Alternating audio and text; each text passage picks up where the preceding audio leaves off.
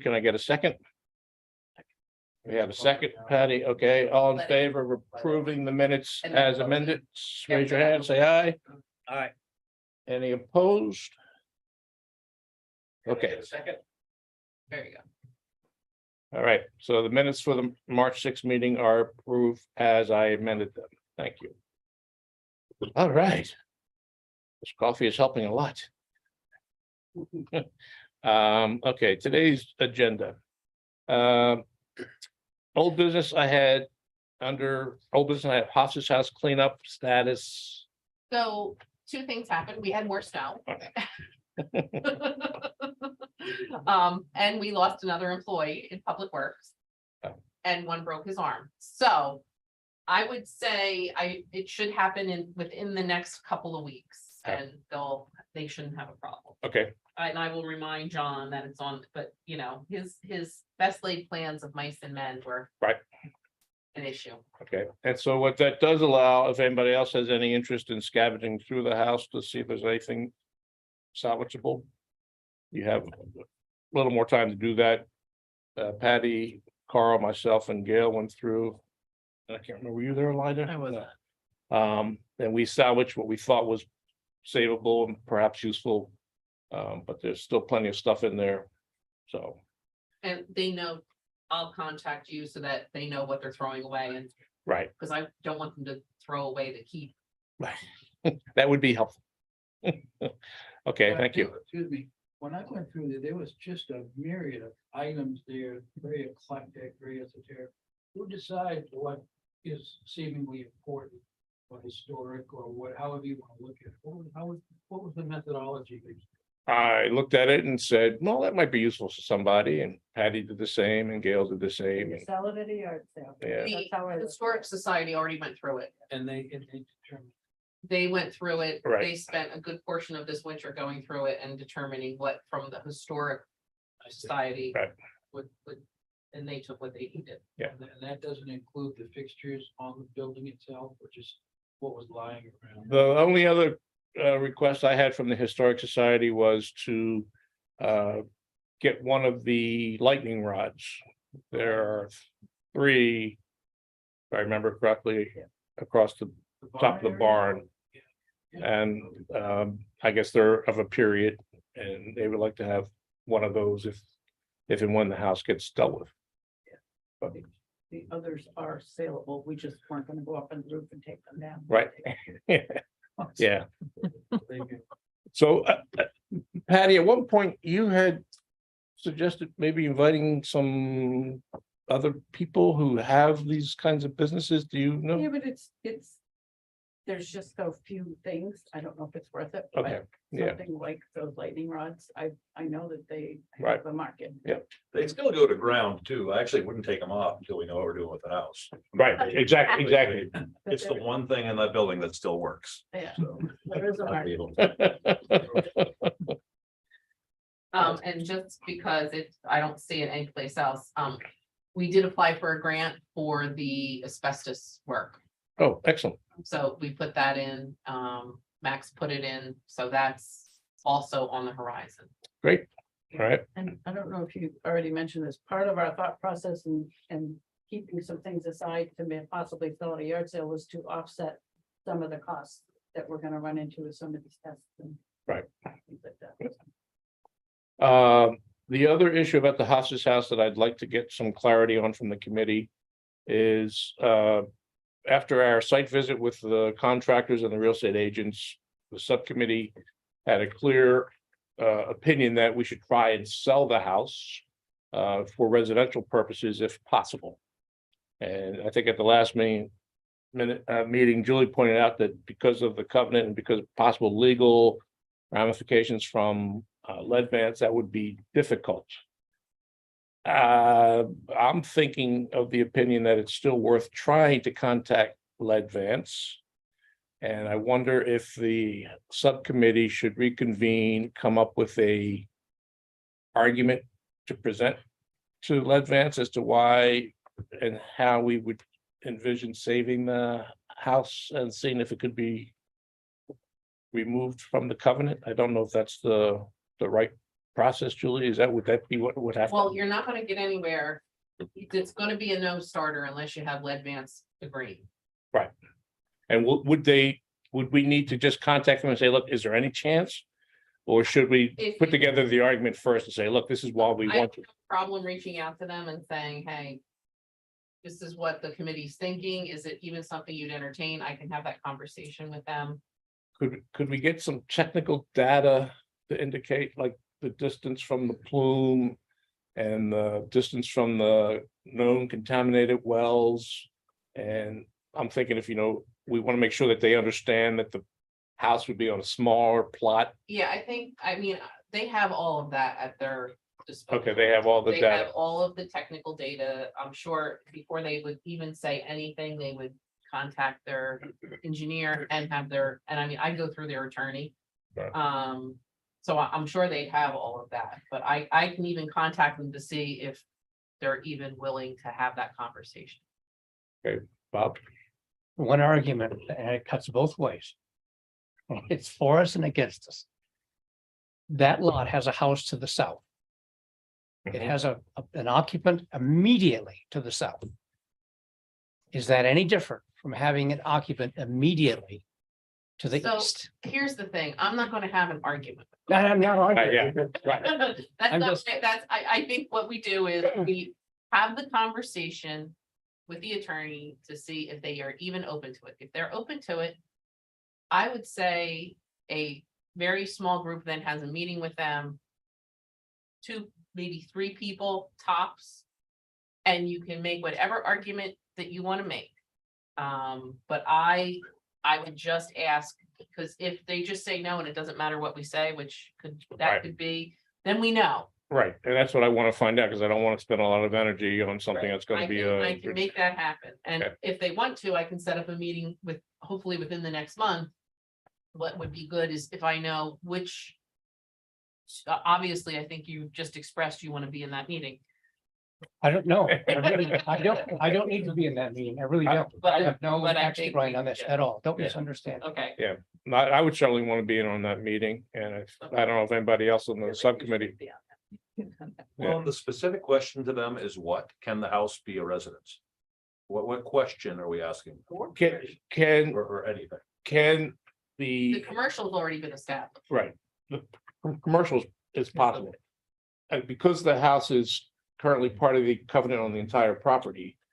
My question would be, can we carve out a smaller parcel and remove that parcel Can from I, the covenant? Leave the can I, covenant- Yes, can I just Go ahead. say that there are some good reasons to not ask for the lot to be removed from the covenant? I'm personally not comfortable with going in that direction.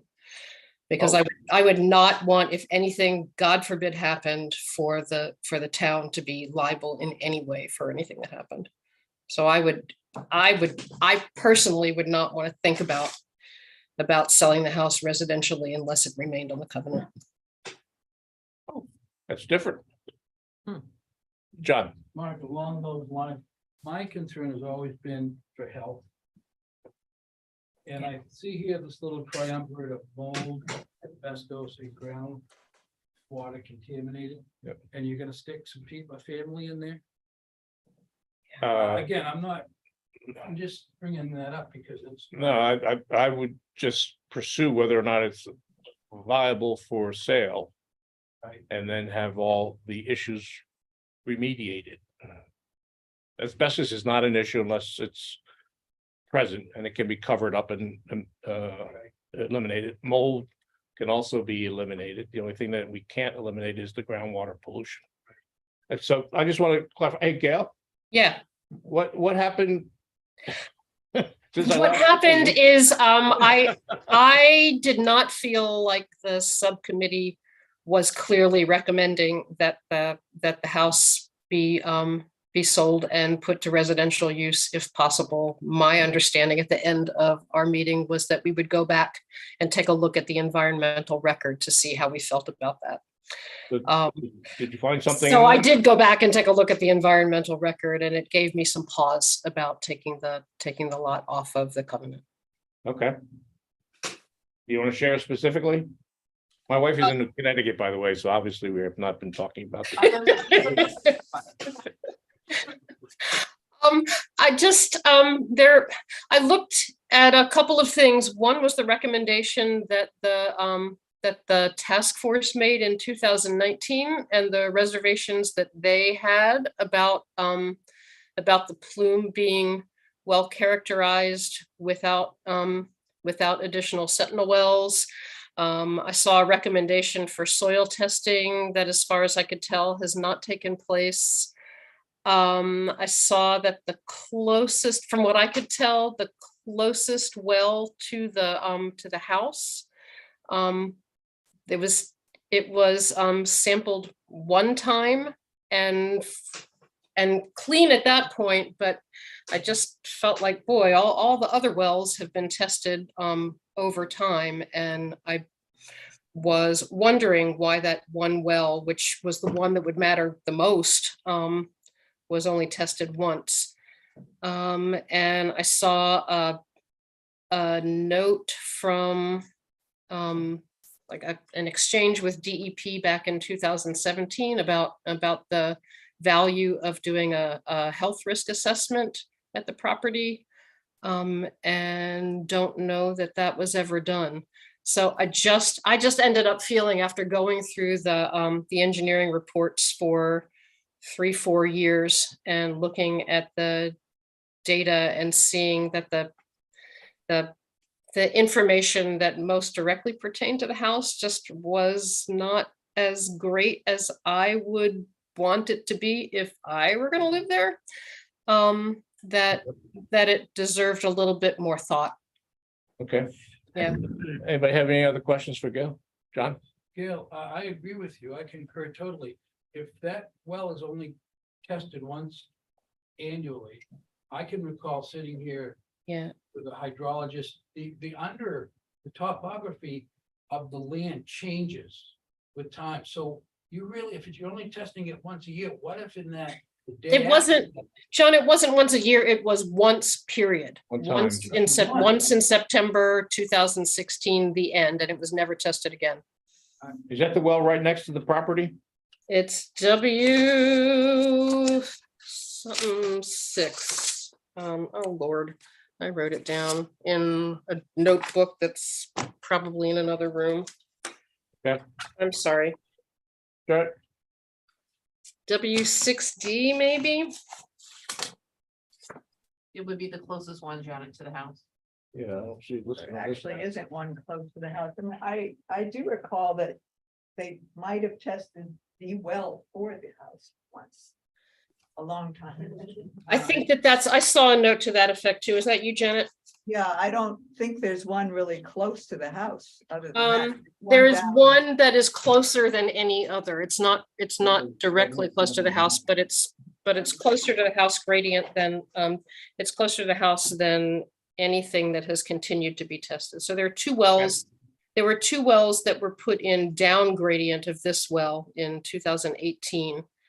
And they have consistently shown elevated VOCs. Yeah. And this one was tested once in 2016, and it was clean, and then never tested again. And I was just curious about it because the wells for the 2 adjacent properties were tested multiple times before anyone decided that that was enough. So Okay. I just had questions, and they made me reluctant to be too gung-ho about Okay, residential occupancy without Great. just a little bit more conversation with people who were more familiar with what happened in the past. excellent, fair enough. Michael? From a purely technical perspective, from a chemist's perspective. The pollutants in question are chlorinated hydrocarbons. They're all heavier than water, and they all sink. And we're seeing that the plume is headed towards the river. That was a conclusion in one of the reports. Right. In addition, these chlorinated hydrocarbons over time get converted to alcohols, not ethyl alcohol, not wood alcohol, but all sorts of different alcohols. It's a chemical reaction that occurs slowly, and we saw that in one of the samples. They found one of the reaction products in one of the reports. So the pollutants of concern that DEP was most concerned about were these chlorinated hydrocarbons, and they're slowly going away. I kind of doubt that they were ever present on the Hoff's house site. But even if they were, they're headed towards the river and they're slowly reacting and they're sinking into the ground. Yeah. So the risk is going down as time goes on. Yeah. So if I could suggest, so we don't get caught up in this. Yeah. Can we table my question and have the housing subcommittee meet again and come up with the list of specific stuff you want to find out, Gail, and then go through Julie to DEP to get any additional information or clarification we need? That sounds I like, don't want to spend a lot of time talking around this issue if we Yeah. still have some clarification that we need. that sounds good to me. Okay, I think Patty? before we even do that, we should have Julie contact Lead Vance, because if it's no right off the gate, we're not gonna waste anyone. Oh, okay, That's fine. Yep. okay, But I also feel like Julie, you should say that the idea is to carve out a 2-acre lot, because I know they'd never say yes if the whole lot. was Right. Right. or smaller. So. or Nor whatever, should they, right? A lot, so make sure that's clear, you'll sell it and because there is apparently no indication of contamination And on the house. That, And I do believe that the actual house well was tested more than once. I don't think often, I think there are records. No, I don't think it's often, but I think it was more than once. I was looking back and didn't see it, they tested the one next to it. There was one at Cool my house house. as well, Yeah. 2017. I And mean, the at least Lang's one. old but- house, or the Davenhill. But I'll look at that. okay. Bob, Just one comment, and that is that the house well is actually in the basement of the house. Right, And they put the house on town water. Right. So the well became a non-issue when that happened. Yeah. yeah. That's just to Well, point that out. the well, I just wanted, Michael Lang sent us, when he was still involved, early on, an article from the New York Times or something about VOCs under houses.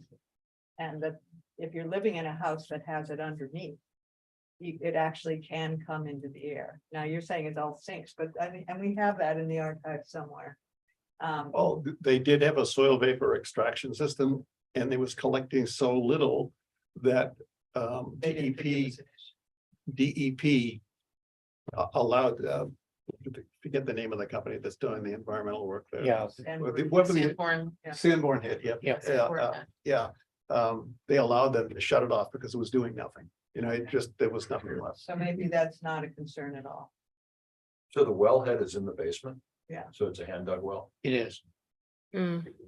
I know there's an old cistern down there. goes too, which is- way back. It's an old well. Yeah, Yeah. I'm not concerned about the drinking water. It's more if the plume did somehow extend under the site, that would be Right. the issue. It's not Right. water because it's on. It's not the water, not the drinking water for sure. That's the question for. and that's, we would need to have some more additional testing to clarify things, is that correct?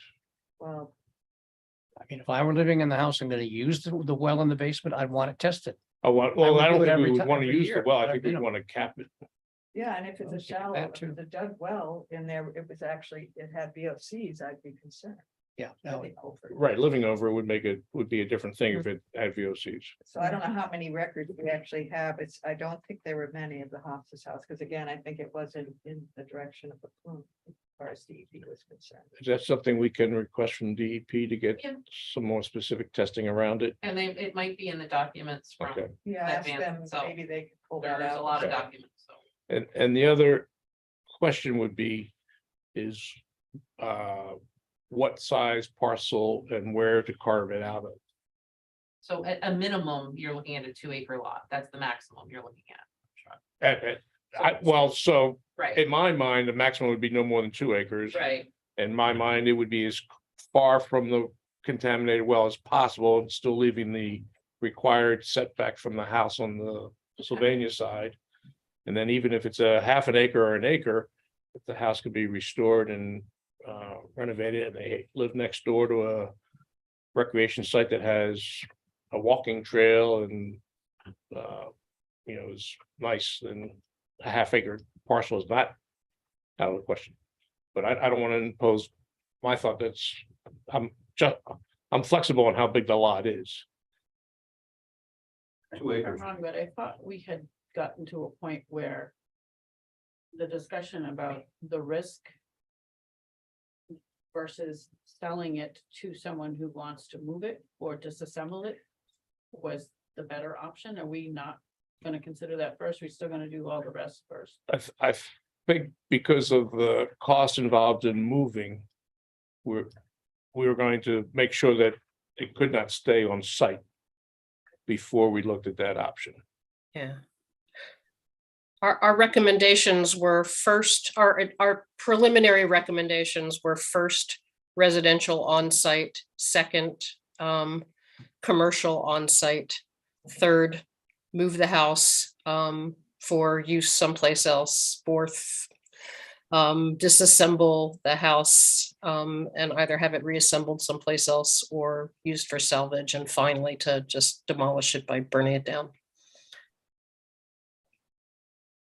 So those are the, Yeah. That was I'd like to that was the see order. Yeah. it, knowing that we have an option of selling before we, and then we can decide. Right. which option. Okay. And rule it in or out, and maybe we still rule it out, but I think it's. I'll make that call tomorrow. It's good to Great. just have Thank you. that appreciate that. clear. John, Mark, does the still refresh me? Remember that it said you couldn't dig into the ground on the site. Does that apply to the Hofstas house too? How would you move it if you can't disturb the topsoil? Am I mixing those up? well, you would lift the house off of the soil and then move it. So we'd have to get permission for that to happen. So that would be something. You'd have to get permission from Yeah. the DEP for that. I see. So- Okay. It'd be an exceptionally hard house to, I would say, does that have the bones to be able to even do? absolutely, but who has the money? Yes. That's the Right. thing. It could be moved, yes.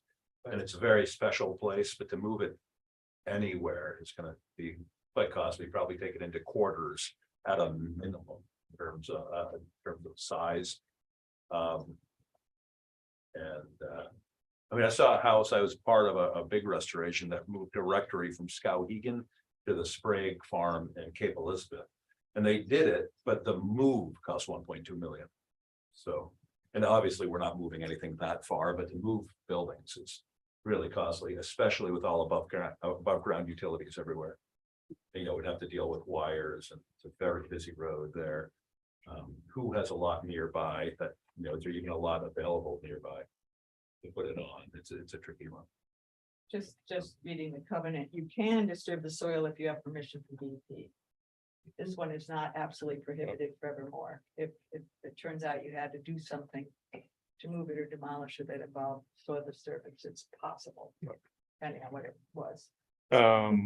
So the moving the house possibility resulted from the visit we had with Les Fossil, the guy who restores houses like this, and he really wants to save the house. He thinks it's a great house to renovate and to sell.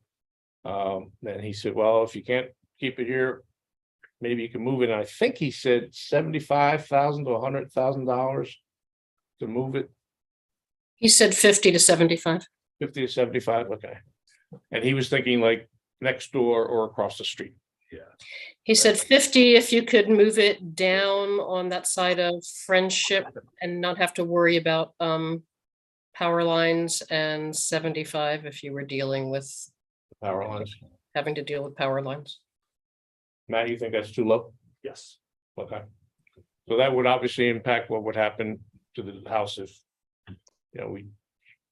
whoever bought it would have to be willing to incur that cost. I do think there's a viable option that hasn't, I'm sorry. Okay, Michael, yeah. Just a question about the lot size. I know generally you need 80,000 square feet. I can't remember the exact number for a home. But there are certain lots in town that are on less land. Is that because they are on water and sewer? And don't have a well and a septic system on the same lot? Would that could the lot size be smaller than the minimum lot size in most of the town because of its location? I'd have to ask, I'd have to run that by Max. Which you have to go down. Planning board grant a variance. We could, but I just don't know. I don't know off the top of my head. Yeah. Planning I- board just have to approve a Max variance, isn't right? Max oh no, Max isn't listening. Max is just there because he's the host. Right. I can ask Max. I'll find out. Okay.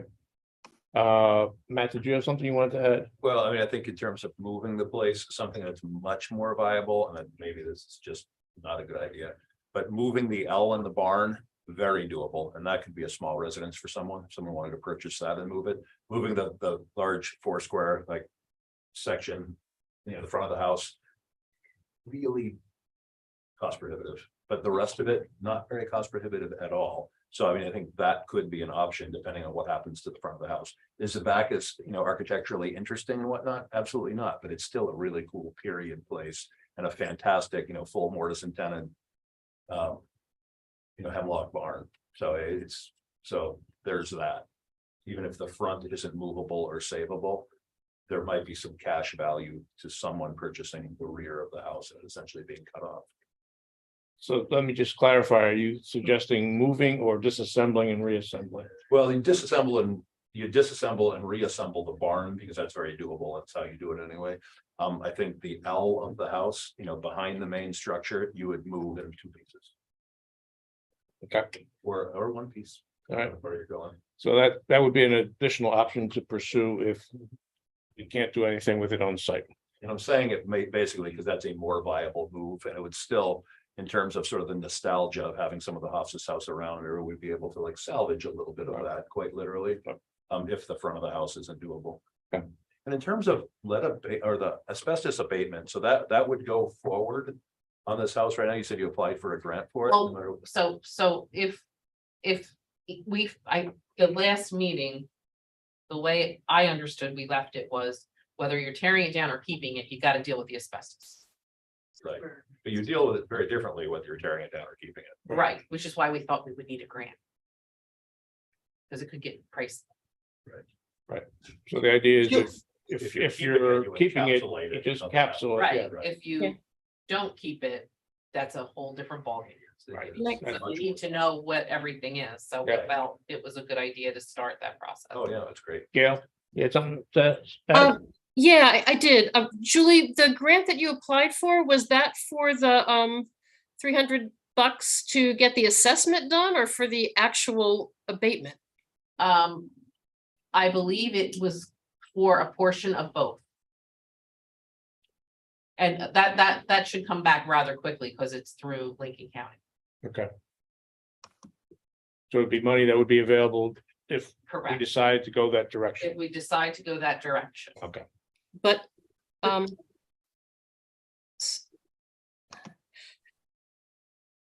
are we going to get the assessment done regardless, or is Yeah. that pending the grant as well? No, we're gonna get that done regardless, but that way we have money to use towards that.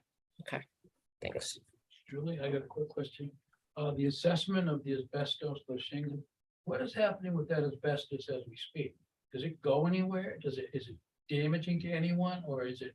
I'm not, is it- I don't know anything other than I had a house with it on it, then I lived in it for a long time, and then we covered it up at some point with vinyl. I don't know what happens to it. Michael, It has to be disturbed. Michael? It's not Yeah, disturbed. there are really, well, several classes of asbestos, both mineral and also its use.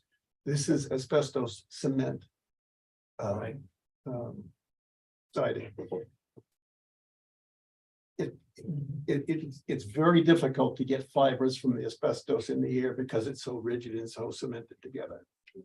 Okay, similar thing happens with vinyl tile. They used to make vinyl tile with asbestos too.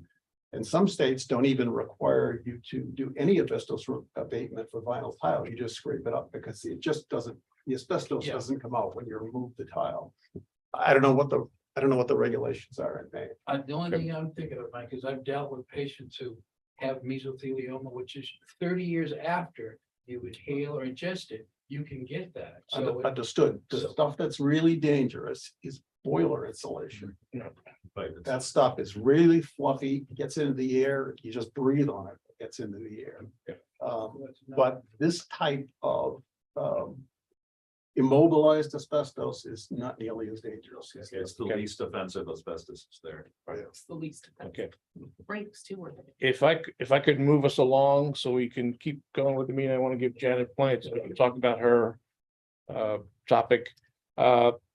So we'll table this, we'll gather more information. The housing subcommittee will get back together and make a recommendation or report at the next meeting. Okay. Under new business, I have crime concern there, and I don't know if anybody else is aware of it, but I went and talked to the young woman who owns the bowling alley. And I ran into a neighbor named Ben Scott, who lives off of Jacob Stall Road there across the street from the Haas's house. And they both expressed concerns about late night activity happening in the back of the parking lot behind the pad. I drove down there today looking for evidence of drug use, drug dealing. Anything else that I could think of as terms of a sign of crime. I couldn't find anything, but to have two neighbors express the same thing independently of each other, I just thought I'd mention it. You can let the chief know. And then the one suggestion was that when we devise parking, we maybe put up, I think they call them Jersey barriers to prevent access to cars late at night getting to the back of the site. The woman at the bowling alley was very grateful for parking that's available there because she says she's uses it quite a lot during league nights. I don't know how much she uses, but maybe we can. That whole front section, the time I went for a party there on Yeah. a Saturday, it was Right. totally packed. So I just want to throw that out there that when we start thinking about the layout of the land, maybe we limit the parking to the front so that vehicles can't get to the back. And once it's a public space, I think use like the, nefarious use would probably diminish because there'd be so many other people around. Right. Hopefully, right now it's just so attractive because no one's there. Right. Yeah. So anyway, that's all I had under new business for crime site, crime concern. And then I'd like to give Janet a chance to report back to the work that she's done since last meeting. So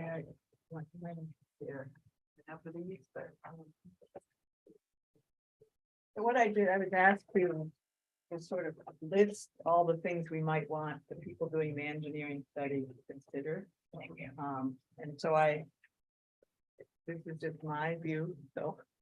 But what I did do was I looked at some Google images of different parks that look like they would be about the same size. Belfast City Park is a really good analogy. So it's a big town off there. It's much smaller, so they only have a very developed park. They don't have a trail. But I used that and looked at their parking area and how many cars were in it and tried to get a sense of their budget for maintenance, but that, and so what I have is a list of some ideas, and on the back, I unfortunately don't have a colored printer, but I drew a square around an area with the courts that was somewhat bigger than what you had, and potential parking and where a trailhead might be, and the rubble pile, which is something that has to be dealt with. So what I'm suggesting possibly is to expand the hard surface area that the engineering cap, engineering cap of hard surface, which would be courts and parking. And that would take it's roughly 6 acres, this whole mess that we have now, okay? So that would take about half of it, and I propose that it be very close to Route 220, as you're suggesting, just to keep traffic from going to the back part. And closing one of the 2 access roads, the one that goes towards all the remediation and wellheads, to close that so that you don't have people driving in there. So again, these are just my thoughts. And the parking, I suggested roughly 3/4 of an acre, which is twice what Belfast Town Park has, and there's a bigger population using that park. Theirs was 0.37 acres, and I was just roughly counting how many cars I thought could fit based on how many were there, and it looked like it could hold probably roughly 40 to 50 cars potentially. With a 3/4 acre if you wanted. So that was just a thought. And then I also thought we could just pave over a slightly larger area than what Martha proposed. To allow possibly additional 2 pickleball courts or basketball court someday. But just have that as an option. So I'm just throwing that out there. The courts I had pickleball, tennis and basketball. Did you? I just saw the tennis and not basketball. There was 2 tennis courts and a basketball court, and the 2 tennis courts would host 4 pickleball courts. Okay. They fit on each side of the net. Okay, all right, so, but, So- so that's good. And then the additional area could be possibly other things, cornhole. Horseshoes. I put a list of the kinds of things they have in Belfast, but the pavilion, actually, I'm thinking wouldn't go on the paved surface. But anyway, so the paved area would be roughly half of what the existing cap is now. And that can, just a suggestion. And then also suggesting, if you look at the map, that there's a bunch of wells on the south side, so we'd want to screen those from anything that was done on the pad. So that you don't have people knocking them over or whatever. So trying to keep, as you did, Mark, the courts away from where those wellheads are. And then I was suggesting the bentonite clay cap or whatever is used on the remainder of the disturbed area here. Which might require raising it some, because there's some elevated sections. And then having that, I assume it has to just stay something you can mow. They're not gonna want trees growing on it. If the roots could destroy what's underneath. But so basically the remainder would be of all this pavement you look at when you look at. And photo here. Just this is 220 here. So we're talking courts roughly and parking right around here, and then the remainder, including the back, this side would all be bent. And then you could do things on that, like have a pavilion, or picnic tables, or other, children's playground, whatever. It would give you options for other types of development that don't, because you don't really want everything on the pavement anyway, right? I feel like we should keep pavement to the minimum if possible. So that's suggestion, and then, you'd obviously have to grade between the paved surfaces and the bentonite surfaces. And then I was proposing the trailhead be with a bunch of pine trees here. You basically would just walk around the back where the bentonite is and quickly get to the trailhead, but that would be towards the back side of the bentonite pad. And then the fill area is a big question mark. I'm assuming the big pile of rubble that you can see on one of Dan's photos here. I mean, it's big chunks, I assume from the building. It needs to be either removed or covered. I don't know how that works, but that's another part of the engineering studies, removing that and then probably grading it over and maybe covering it with dirt, or I don't know if it has to be covered with bentonite. And then a fifth area, I've sort of divided into 5 zones, with behind the Hoffman's house, which now is a field that's brushed, I assume every few years, it's like high grasses. But that could be incorporated into the trail system. You could have like a butterfly pollinator type thing and mow it every few years or something, just to keep the maintenance costs down, or not, but just a thought. And then the other thought I had, I know we talked about solar. Right now, the town doesn't have the capacity supposedly, or the substation doesn't, but it could be a way. There's lots of room to put a small array. I don't know if anyone's ever been to the Shell Middens and Coastal Rivers Conservation Trust property right in the heart of Damascata. They just put in a small solar array. It's not that big, but it's used to offset the costs. And I feel like we should be thinking about that. And there's lots of room to put one there. And that's in a very public part of their property. So just another thought, that could be on part of this surface that's being capped. Put it on part of the pavilion cover. Yeah, especially on a cover, but that's not gonna hold too many panels, but still. It depends on the size of the array. Yeah. Just wanna do on-site lighting, If that you would be wanna enough. have It depends lighting. on what you want. Yeah. Yeah. And so those are all the things I just threw out here as, and you can have the bentonite just like at the town landfill, that's, the solar array is on that. It doesn't have to be on the paved area, which is more expensive, so I feel like I think, actually, I don't know, the relative cost of paving versus bentonite cap, that's something to ask the engineers. And then I was just looking at the maintenance costs at Belfast, plowing, mowing, they actually have a park staff maintenance person on, the salary position, which we don't have full-time doing one, all just at parks, but, or stewardship committee, policing, structure maintenance and repair, and maintaining the sidewalk, so it goes, right now it needs a little work to get to the Sylvania site, but just some of the potential costs down the road, which actually, if this does happen, will be substantial. Somebody's got to go mow it, somebody's got to keep up courts, pavilion. Maybe you could get a sewage committee to deal with the trails, but the costs, I have no idea what they'd add up to, but they would be, it'd be a line item in the budget for sure. So, and then Belfast is open dawn to dusk.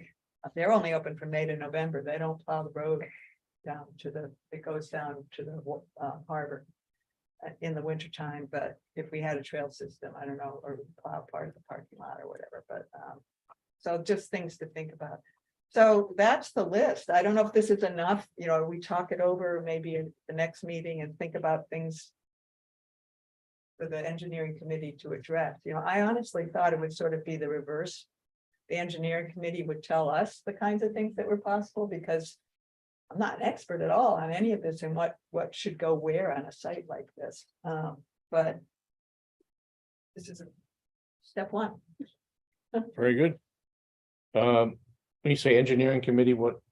who are you The referring to? engineering, what are they called? Pine? Pine tree, I mean, I just think they wanted to know what we wanted. Yeah. Okay, I can pass this on and.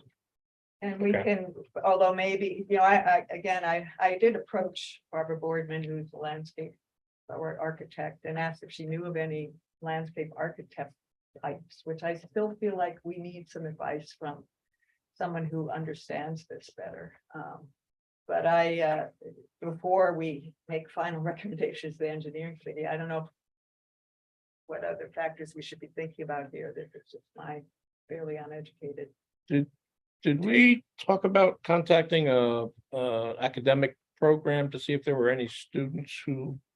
Max mentioned that. Okay, That Coastal Rivers actually had a group from Orono come down and help them. I don't know who it was, but I met with them and We've had them do 2 projects here in town, Culver and the parking lot behind the pharmacy. is that somebody we can reach out to get some? I will talk to Max about that tomorrow. Okay, and who are they? They were a group of students from Orono, and I forget the name of the program, but they're engineering students. Okay, UMA has a landscape architecture program too. yeah, that's what I was thinking. That would be a fantastic resource to get students involved. There might be master's candidates or looking for projects or whatever. Yeah, I mean, I imagine they're looking for something. Okay, so Julie, you're gonna contact that group and then I'm sorry. I'm gonna have Max. Max, okay. All right, Bob, As a quid pro quo for having the parking lot available, we might convince the bowling alley to plow it in the winter. there you go. good, That's a good idea. Michael, Just a couple suggestions. I think we have to be more specific about the children's playground because unfortunate as it is, some children eat dirt.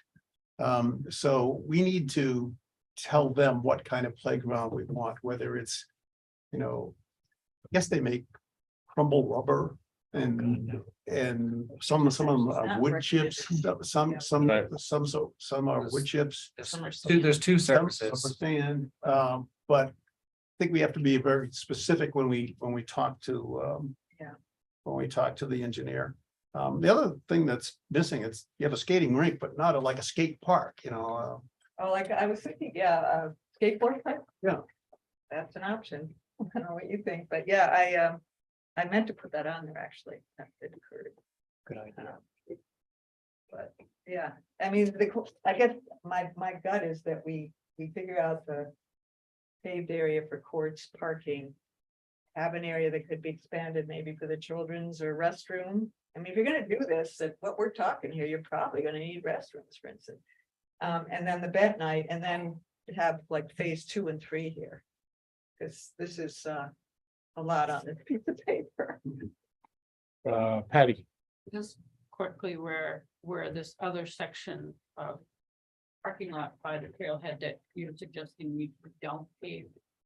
One of the ideas that I've heard from more than one person is to be able to have like a flea market, farmer's market out there. So if the parking, public parking is getting used and utilized by the trail system, where would that other use go? That's what I'm thinking, like whether it's paved or concrete or something, some kind of covered to get rid of the mess that's there. But then have it also be useful for other things that are more on the economic development end of things, the way it's friendly for the area, that are only seasonal. I guess it's just in terms of trailhead parking, I don't think you're gonna fill that parking lot with people Oh, hiking no, the trail. no, but the Other bowling, events, maybe, Well, I thought bowling the alley pavilion does could use be it quite a your bit. farmer's market. You yeah, have a pavilion, that's where you put your flea market or your farmer's market or both. yeah, I think just from an environmental standpoint, because that's where I come from, the less pavement, the better on this planet, you know, and then the idea of going from sort of developed hardscape down to the trail and grading it, so it's like a transition with the bend, I don't know, be interesting to see what a landscape architect might see. say about all There that. has been many people mentioned that parking lot is heavily used. Yeah. It's very heavily. I- Morgan was here the other night. Use She it- said, oh, we use it all the time. So I've almost never seen it even close to full. I mean, maybe Right. once in a while there's a party, but there's almost always one or two cars there. when I go by. When the bowling fills it up the most, if you're looking at the chart, it's pretty much full from where the road ends to where your parking lot starts. Right. And on both sides. Like if I leave here late at night from a meeting to go home. And I go by there and they have something going on like that section, that little U almost is full. I would agree with that. So the U and the area that I circled as parking or just? the No, U no, area? I would say the area you have as parking is where it kind of stops, like they Yeah. don't get that deep, it just, they park as close to the bowling alley as Right. possible, but it's, that, It's Or- almost like a U. yeah. That gives Yep. you a sense of, I feel like where I've delineated would cover that area, but maybe it's not big enough. I think your area is maybe too big. Yeah, could be, but Because I was the same information I got from the neighbors that the parking went about halfway down the parking lot. For the overflow parking. And I like the idea of keeping the parking more toward the front. we could, just slide the whole. And thing then over. that area that's designated parking could be covered and used for flea markets or something like that. And when it's not being used for flea markets, it's just open space. Problem is, the middle of that U is elevated where the building. Right, footprint that's where If the, that wasn't elevated, that would be the perfect spot to have Right. parking, right off the road but it makes it weird. I don't know if we can bring the whole thing up to grade so that we turn that all into parking, but that would be quite probably the not. hike getting off Yeah, the road. right. That'd be a question for, again. What I will try to do is get go out and sort of get some measurements area of the spaces. So that we have some numbers that we can figure out how much parking can go in there. And that might help us determine how much of the space we have to designate toward parking as opposed to other use. I want to be mindful of the time. Janet, thank you very much for your work on that. Does anybody also have any questions or comments for Janet?